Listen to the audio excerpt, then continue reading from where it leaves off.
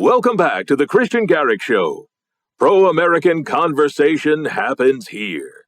Speak freely and call Kristian at 504-556-9696. We welcome in now Raphael O'Neill, a.k.a. NOLAbutterfly. Raphael, thanks for the time. Hi. How you doing? Thanks for having me. You bet. So, yesterday, you may or may not have heard, the flaming liberal called in and wanted to tout all this nonsense about climate change, global warming, et cetera, because the amount of heat, the heat wave that's going on in the southern part of this country, and it is record levels. But I quickly just, whenever I hear this, I haven't been alive 60 years, but I know that they've been telling us about our riverbeds and creeks were going to dry up since the 60s, and it just gets old.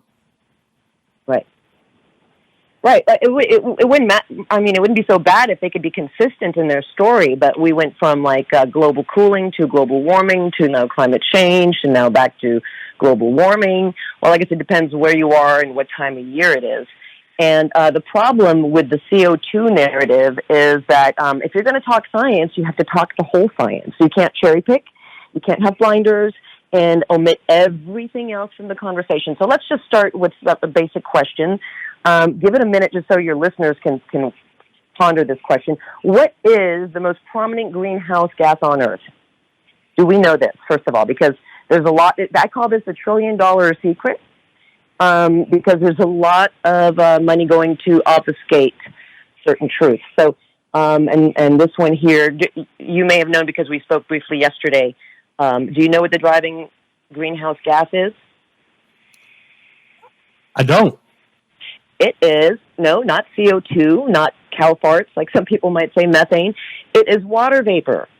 It is water vapor. By far the most significant greenhouse gas. We have 95% of our greenhouse gases is water vapor.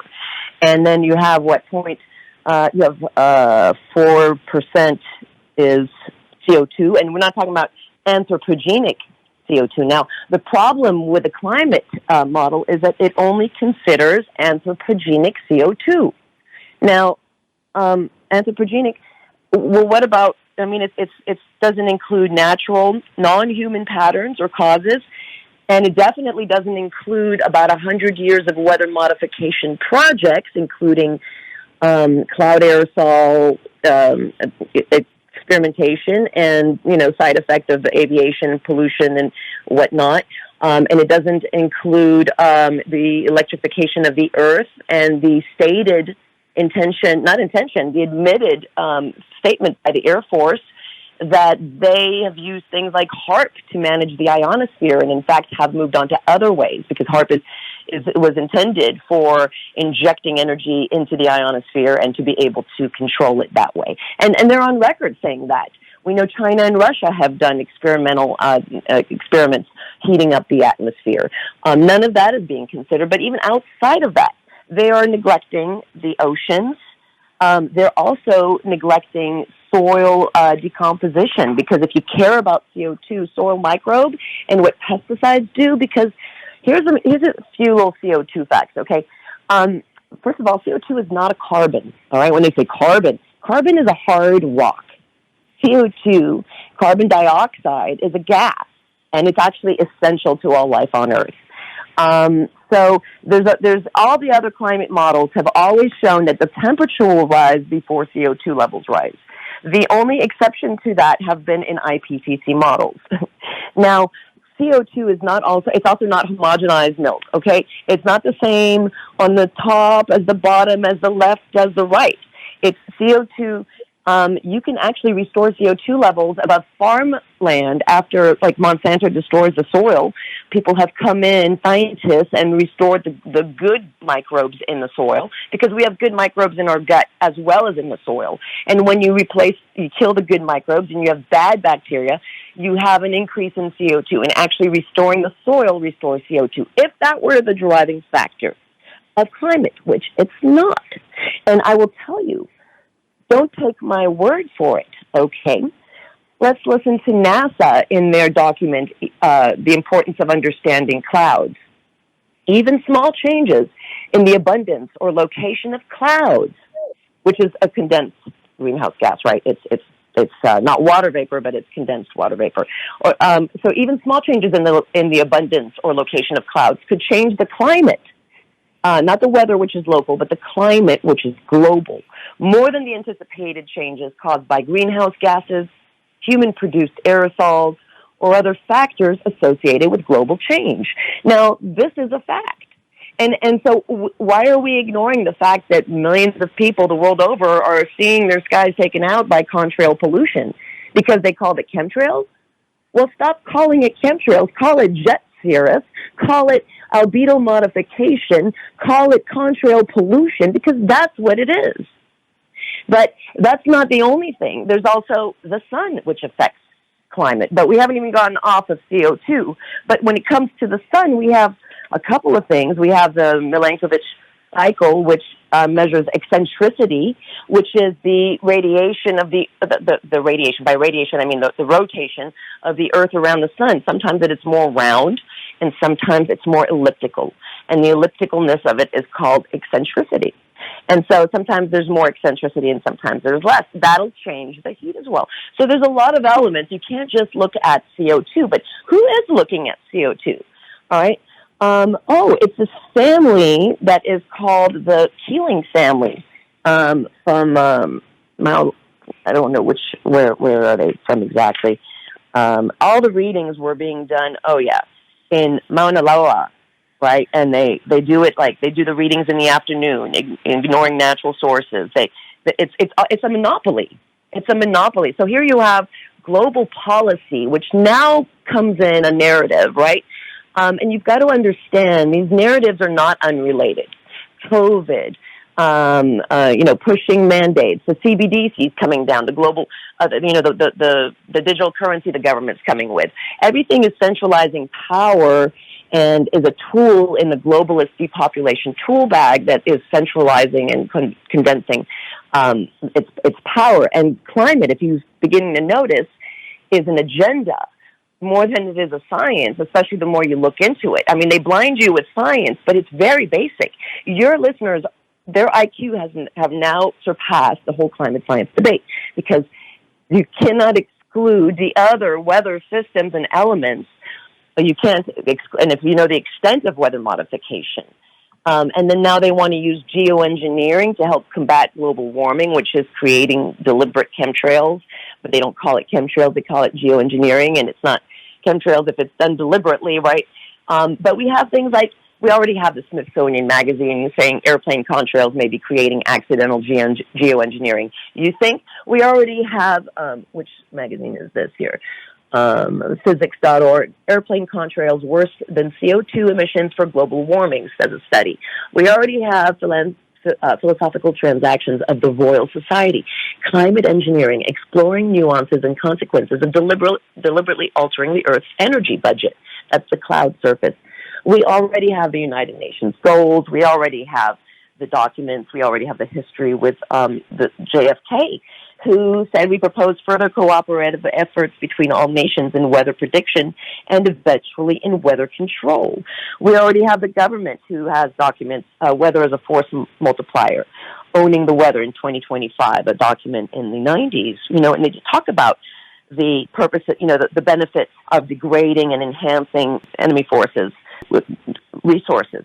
We already have Nikola Tesla that told us everything is electrical, and who actually, when you look at him, he made his first weather-modifying thing in the Colorado Springs lab when he made fog so thick he couldn't see his hand in the 1890s.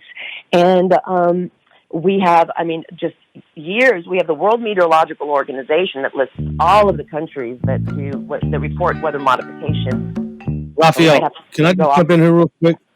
Sure. Bear with me. Hold through the news, okay? We still got a lot to get to. Thank you. Okay. All right. Raphael O'Neill, NOLAbutterfly. This is the Kristian Garic Show on WGSO. Now, here's Kristian Garic. Raphael O'Neill, a.k.a. NOLAbutterfly, on the line with us right now on our harsh hyperbaric oxygen therapy phone lines. And, Raphael, my biggest, counter to the climate cults are they want us to cozy up with China on climate initiatives, but yet China is building a coal plant in their country every week. So they're not, and neither is Russia. Russia doesn't care about the climate.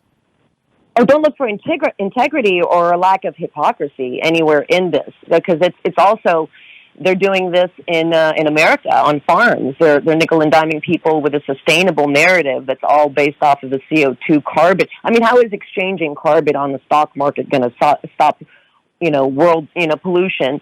It doesn't address pollution, like the real problem. It addresses the gas. That's actually not a toxin.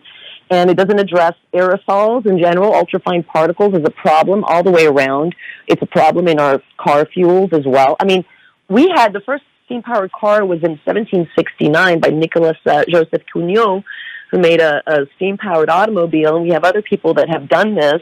We know hydrogen is a great fuel, and yet they want to claim to care about, limited resources or whatever, the resources that they make even more limited.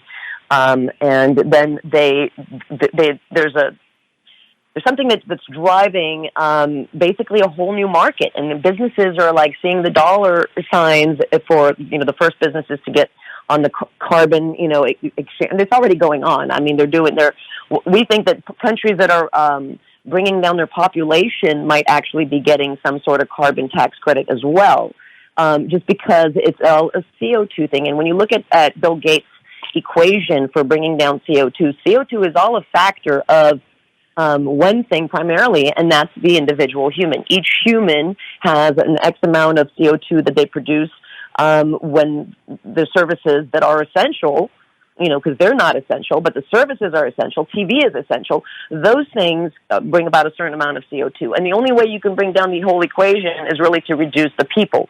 And that's, if you're going to have a carbon conversation, that's what it leads to, is depopulation, ultimately. And policies that lead to that encourage that, or that a mindset that goes towards that, as well as all these policies that are, starting to affect. I mean, like farmers can't even add a window frame or change the porch on their property without being flagged for sustainability fees, while the state and the county can build, breaking all of the sustainability requirements themselves. There's this tremendous. It's not really about sustainability. We're not against true conservationism. This is not about conservationism. This is faulty pseudoscience that just omits 95% of the rest of the world to squeeze really, really backwards science. I mean, CO2 is not a toxin. We could actually use. They're saying that we're at 400 parts per million right now. We can actually thrive at 1,200 parts per million. And supposedly I don't have all my numbers down here, but supposedly the numbers we're at an all-time high, Al Gore had said, but that was a lie. It's the lowest that it's actually been in 600 million years. Plants, again, function at 1,200 parts per million. So it's that people can go and say, well, there's a consensus. No, science doesn't work by consensus. Science works by whoever is not censoring out everybody else and considers all the science probably has the most accurate science. So it's an incomplete narrative that is an elitist narrative that is being taken out, deemed too important to be in the hands of people. And that's why I like to, you really can't get away from, I don't like chemtrails or geoengineering, whatever you want to call them, but just to fight that, the geoengineering itself is justified in their minds, psychopathic as it sounds, because, well, like the meteorologists we interviewed at the American Meteorological Society conference a few times when we were there last time in 2018, said, well, geoengineering is a horrible idea, but it might be necessary someday if CO2 gets bad enough. And they just repeat it like the drums of war, and people just get with it eventually, because if you repeat a lie often enough, people just repeat it. Who has the time to look into this? But I'm a lay person. I've looked into this. I was on the Al Gore bandwagon. I survived Katrina, like a lot of people here, and some who didn't, right? And when I learned about weather modification, and then I saw my sky disappear behind contrail pollution, I really wanted to get behind the nuance in the narrative and how the logistic game is played, with certain terminology, but when you get behind it to the science, I really pushed into the science, and I realized, oh my God, there's nothing less scientific than the CO2 climate science debate as it is today. Denying that climate is changing, they are changing climate. We're seeing a lot of things interacting with weather. We're seeing power plants that synchronize water vapor releases. Never mind the patents. Never mind the studies that talked about. These are power plant releases that affect the climate that we have in history. Seeding above a hydroelectric plant. Actually, in 2013, the World Meteorological Organization, I was saying this earlier, they did a report of all the countries that are participating in weather modification research or weather modification projects. And they tend to go more into the projects than the research these days. But they left out the United States in that year. And that was not because the United States was not involved in any projects. It was because they were not forced to report, so they didn't. Yet in that same report, it says that some companies have been engaged in weather modification for 50-plus years, like in the United States, the hydroelectric companies. And so they admit this. And when you look at the, what was this? This was the American Meteorological Society conference I went to in 2018. What do they call it? They called it the... Raphael, you can almost feel Flaming Liberals' head exploding right now. Like you're making that's fine. I mean, I understand the cult, and is well intentioned. They want to care about the world, and they were told how to care about the world through a certain narrative that benefits the people who are messing up the world, who are controlling the narrative, But we got meteorologists warning us that some of the 5G frequencies could interfere with water vapor signals, right? Less accurate forecasts.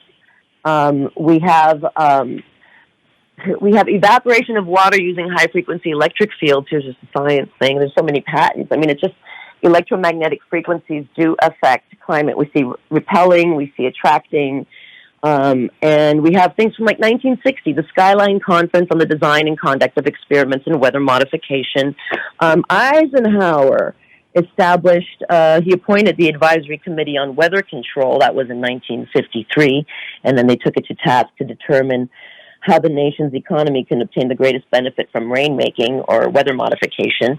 But as soon as you have weather modification, you have people who are complaining, right? You have winners and you have losers. And the losers part is the reason why there's so much silence, because there's liability, right? They all want the money from it, but nobody wants the liability. And the liability went all the way back to Charles Hatfield in 18, or San Diego was having a drought for a couple of years, and they offered money to any rainmaker who can, $10,000 to any rainmaker who can make it rain. And Charles Hatfield went out there with his chemicals, and after a couple of days, it started to rain, and then it really rained, and then it came down, and then it flooded the darn place, and cattle died, maybe some men did, and there were like some $1 million lawsuits waiting to come on whoever claimed that money. So he didn't claim the money. And it's been like that ever since. Like in the 50s, you had cattle ranchers sue the Texas Weather Bureau because they said that the weather modification project stole their cattle's rain. So it's always a case of who gets the sunny side of the weather and who doesn't, or the rain, it's not, there's all this reason to not tell anybody. And in Vietnam, we weaponized weather in the 60s, and Congress didn't find out till the 70s. Ben Livingston tells the story. It was the documents are all declassified now. And he says that they were able to take out the Ho Chi Minh Trail with just a few simple cloud seeding projects that extended the monsoon season, effectively, demoralizing enemy forces and taking out, their essential trail that they were relying on. But anyway, this is documented history, and what's surprising is not this history. What is really, really shocking is the total and absolute lack of knowledge that the public has been given on this history. And yet they want to roll out the climate science and just, prod you and insult you and call you anti-science and sustainability. Well, Raphael, the biggest issue, heartburn I have is, Jennifer Granholm wants the military to go all electric by, I think, 2033 or something like that. And then, John Kerry flies around on these private jets, fossil fuel, and all over the world. And they want to tell us Alexandria Ocasio-Cortez would tell us the world's going to end in 12 years. And that was 5 years ago. So, Greta Thunberg, too, deleted her Twitter tweet where she said 5 years and it'll be too late. And because that was over 5 years ago. She cut some slack on that. But, you see her smiling while she gets arrested. It's just like all photo op stuff. They're just puppets. She doesn't know what she's doing. I think she was put up to it more than anything that she naturally got. They were looking for their totem child to turn into a Christ, And it's just all this cult that you can't question. And if you can't question something, those are the things that you need to question, because the truth doesn't fear in investigation, because investigation actually settles the matter, or it further, expands our understanding of a situation that might not be so black and white. There's definitely a lot of things we need to consider. The farming practices that are carried out industrially that are destroying all life on Earth with like glyphosate, and that's what it does. It's not just. When people are chronically sick, this is it's all connected. It's all connected. Even polio is a pesticide disease because it rolled out in lead arsenate first and then DDT after.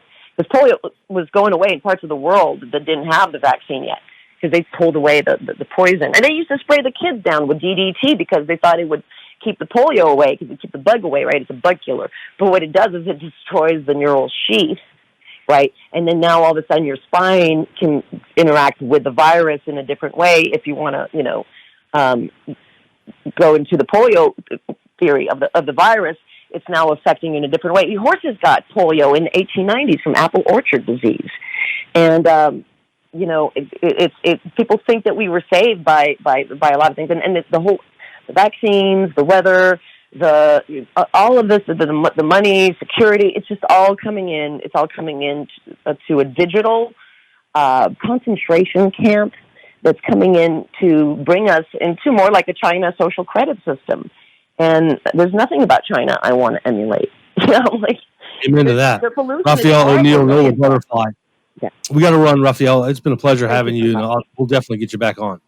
I appreciate your time. Thanks for listening, y'all.